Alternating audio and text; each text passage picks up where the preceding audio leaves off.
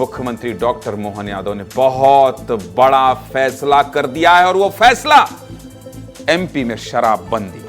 और पीछे आपको क्या दिखाई दे रहा है? मंदिर दिखाई दे रहा है। एमपी में शराबबंदी, पीछे मंदिर, मतलब साफ है कि धार्मिक जगहों पर, धार्मिक शहरों में शराबबंदी का ऐलान कर दिया है। मध्य प्रदेश के मुख्यमंत्री डॉक्टर मोहन यादव ने बहुत बड़ा ऐलान कर दिया। मध्य प्रदेश के 17 धार्मिक नगरों में शराबबंदी का ऐलान हो गया है।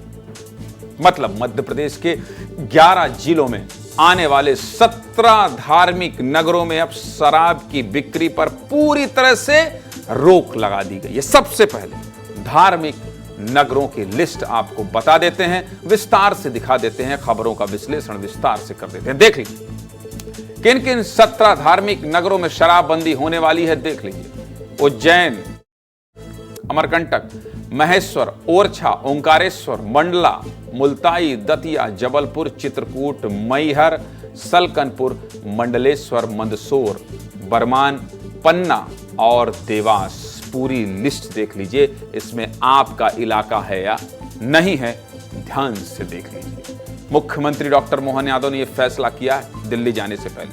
मध्य प्रदेश के मुख्यमंत्री डॉक्टर मोहन यादव ने 18 जनवरी को ही विस्तार न्यूज के मंच पर कहा था, हमारी सरकार शराबबंदी को और आगे बढ़ा रही है, शराबबंदी की ओर आगे बढ़ रही है। 21 जनवरी को मोहन यादव ने धार्मिक नगरों में शराबबंदी की बात दोहराई और अब ठीक 2 दिन बाद यानी 23 जनवरी को 17 धार्मिक नगरों में शराबबंदी का ऐलान कर दिया। सीएम के तीनों बयान सुन लीजिए, लेकिन सबसे पहला बयान मुख्यमंत्री डॉक्टर मोहन यादव ने विस्तार न्यूज को दिए गए इंटरव्यू में ही दिया था। सुनिए।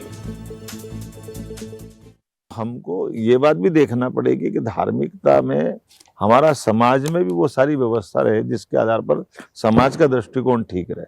इसलिए में खुले में मांस वो हमने रोका, धार्मिक दृष्टि से है। लेकिन ये बात सही कि जीवन नर्क बनाने में मदिरा वाला मामला भी आता है, ये शराब की दुकानें।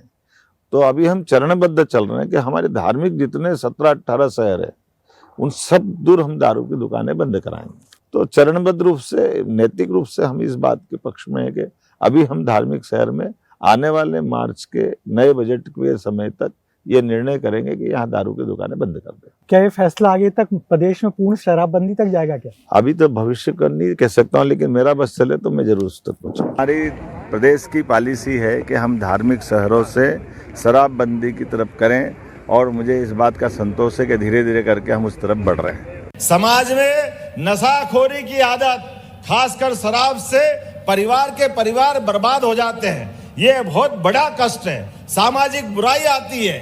हमारे लिए हमने संकल्प लिया है, हमारी सरकार के माध्यम से 17 अलग अलग धार्मिक नगरियों में हम शराबबंदी करने की घोषणा कर रहे हैं। अगले समय से सारी दूर, कोई देसी नहीं, कोई विदेशी नहीं, सभी प्रकार की धार्मिक शहरों के अंदर शराब की दुकानों में ताले लगाए जाएंगे। मुख्यमंत्री डॉक्टर मोहन यादव कह रहे हैं कि हमारी सरकार ने संकल्प लिया है कि 17 धार्मिक नगरों में शराबबंदी होगी। धार्मिक नगरों में शराबबंदी का ऐलान हुआ तो महिलाएं भी खुश हो गईं। अब शराब पीने से सबसे ज्यादा नुकसान महिलाओं को ही तो होता है। गृह कलेश बढ़ता है, लड़ाई झगड़े होते हैं, इसलिए महिलाएं खुश हैं, एक दूसरे को मिठाई खिला रहे हैं। शराबबंदी को लेकर आम जनता की क्या राय है, सुनिए जरा।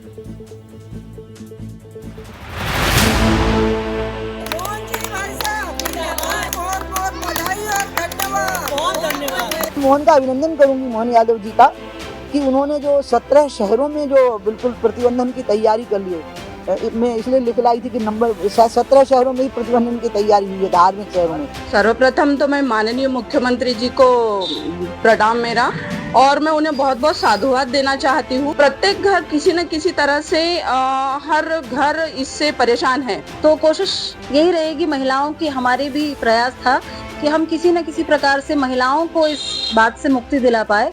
तो बहुत बहुत धन्यवाद हमारे मुख्यमंत्री जी का, जिन्होंने इस पहल को आगे बढ़ाया। बहुत खुश हैं हम तो आज जो इन्होंने ये निर्णय लिया है। मेरे को बहुत खुश है कि आज कम से कम बच्चे तो अच्छे रहेंगे, और उन्होंने ये जो काम किया है बहुत अच्छा किया शराबबंदी का, इसलिए मैं बहुत खुश। आने चाहिए कानून और बहुत अच्छी बात है, मतलब सुरक्षा है। ये शराब पीकर और हर घर में विवाद होना, हर घर में झगड़ा होने, सीधी सादी महिलाएं हैं जो शाम के शराब पी के आना, गाली देना, मतलब हम देखते हैं न्यूज़ तो हमको बहुत बुरा लगता है। ये होना चाहिए, ये कानून लागू होना चाहिए। ये कानून जरूर लागू करना चाहिए, क्योंकि महिलाएं हर जगह अपने आप को जो असुरक्षित महसूस करती हैं और उनके साथ एक रहता है कि एक जेंट्स साथ में होना चाहिए। तो ऐसा क्यों हो? क्या महिलाएं अकेले कहीं नहीं जा सकती या जा सकती हैं? तो ऐसे लोगों का सामना उन्हें करना पड़ता है।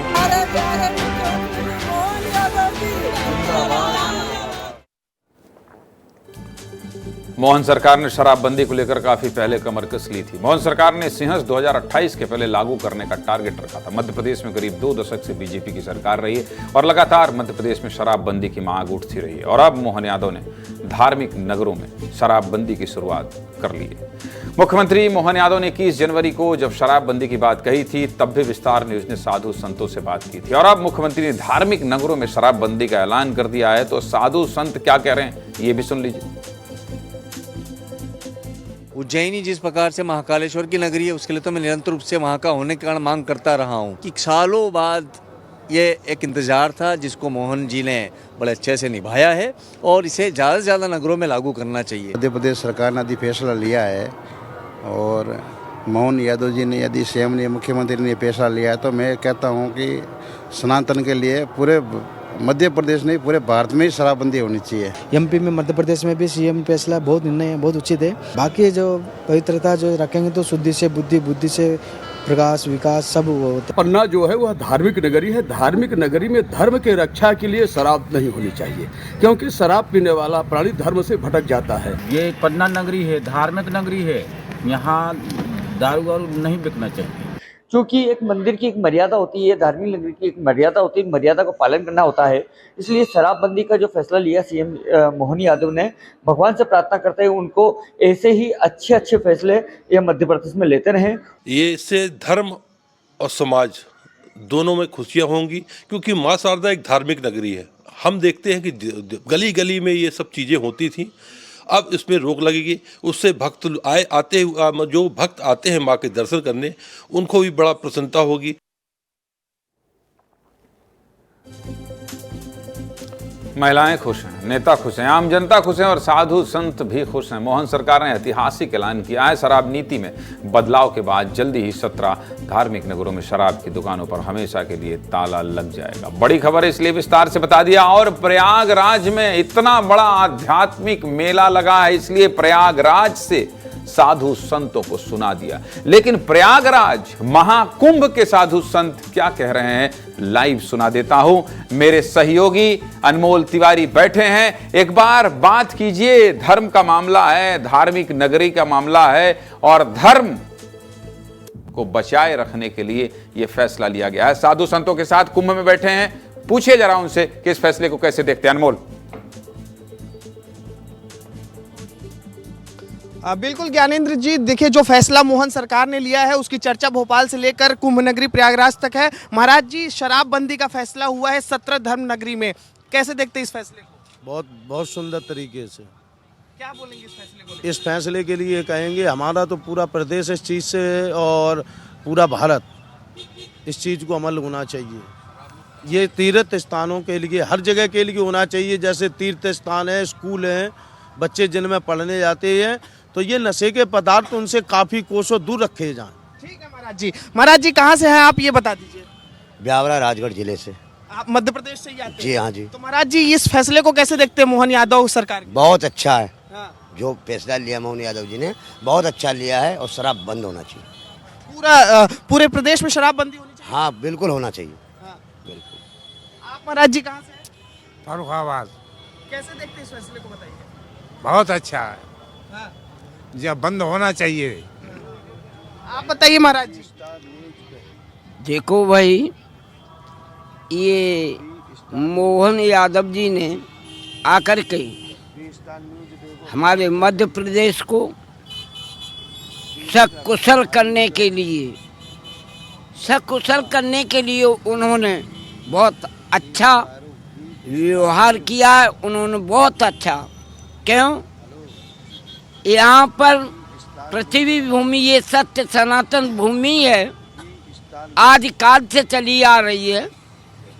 तो आदिकाल से ये भारतवर्ष के अंदर मध्य प्रदेश में मोहन यादव जी ने जो भी अच्छे काम को करेगा वही वहाँ का सीएम बनेगा। सीएम बनेगा मोहन यादव, जो भी अच्छा काम करेगा। आपकी क्या राय है महाराज जी, जल्दी से बता दीजिए। हमारे पूर्वज महाराज जी जो बता रहे हैं बिल्कुल सत्य है और ऐसा ही होना। ठीक है, आप इनसे विस्तार से बात कीजिए, लेकिन आज विस्तार से मैं बता देता हूं कि कुंभ में क्या हुआ। इसके लिए मुझे आदर्श के पास जाना पड़ेगा, आदर्श के पास जाना पड़ेगा। आदर्श, कुंभ में आज क्या क्या हुआ, क्या बड़ी तस्वीर रही और आने वाले दिनों में क्या दिखाई देगा, कितने लोग स्नान कर चुके हैं, सब कुछ एक मोटा मोटा आंकड़ा बता दीजिए, क्योंकि मैंने वादा किया है दिल्ली चुनाव और कुंभ की कोई भी तस्वीर नहीं छोड़ूंगा। आदर्श।